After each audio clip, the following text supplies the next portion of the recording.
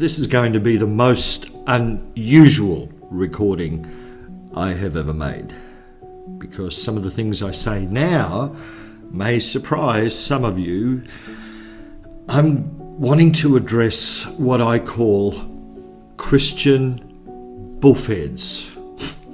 Sorry about that. As I say it, I think, oh dear. Christian Boofheads. Right now, we have a political environment that, well, the kindling was there some time ago, and there are people lighting fires and fighting with one another. And I'm seeing it on social media and all over the place that a lot of Christians are getting involved. And here's the thing. They're not sounding very Christian at all. The Prime Minister is not Scotty. All right? Our premiers, our prime ministers, and our leaders will not be won over by the church if the church behaves like a bunch of buffheads. Now, that's an Australianism. I want to show you from Scripture, and I mean this. I'm not suggesting that we don't have a voice. In fact, I believe we most certainly do have a voice. I'm reminded of how Paul on trial was speaking to King Agrippa.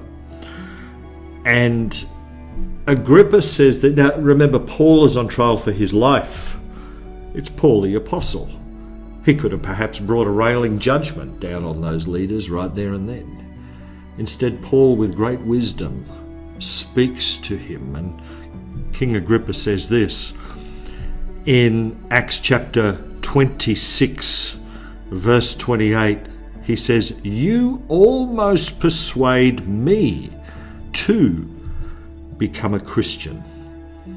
Paul goes on to say, "I would to God that not only you, but also all who hear me today." Agrippa is so impressed by what Paul had to say. They convene out in the sideway, and he can't see anything wrong with this man. You look at how Jesus behaved in front of Pilate, and Pilate even washed his hands of the whole thing. Christians are held to a higher standard. We are representatives of Jesus Christ before we are representatives of anything else. And yes, we do have a voice. However, the way we talk, the way we address our leaders needs to be in line with a godly standard. There are wonderful Christian lobby groups, but there are some groups being formed right here, right now, and the people following these particular Christians, and I'm not doubting their salvation, they are following them and becoming a mob rather than representing God. And I'll tell you something, if I was a political leader and a Christian or any other person spoke to me in the manner that I've heard on Facebook recently and on different social media streams, I would just think, you know what I'd think? I'd just think, oh, they're a buffhead. What's the point of listening to them? Because that's around about the only measure of respect that those people are going to get.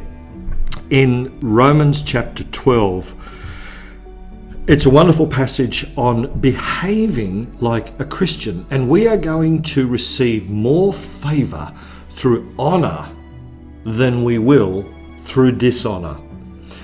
It's not to say we don't have a voice. We do, and we should raise that voice. It's the way people are doing it. Recently, I have sat there watching, thinking, oh dear, really, that person, that, and I'm not picking on any one person. I'm just saying, this person, that person, they surely don't represent me. It's like, that's embarrassing. When you read Romans chapter 12, we see how to behave like a Christian. In verse 17, repay no one evil for evil. Have regard for good things in the sight of all men. This whole passage here is how to behave as a Christian.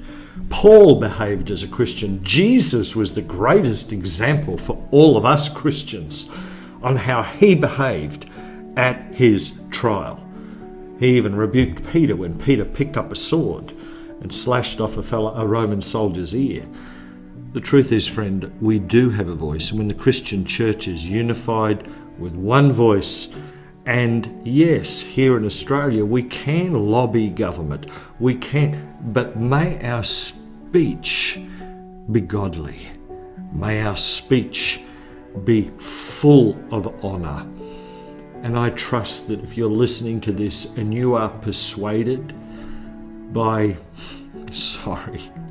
the Christian Boofheads out there at the moment, I encourage you to think again, because you look like the people you hang around, and you want to hang around those people that are mixing their words with godly wisdom. Do not be overcome by evil, but overcome evil with good.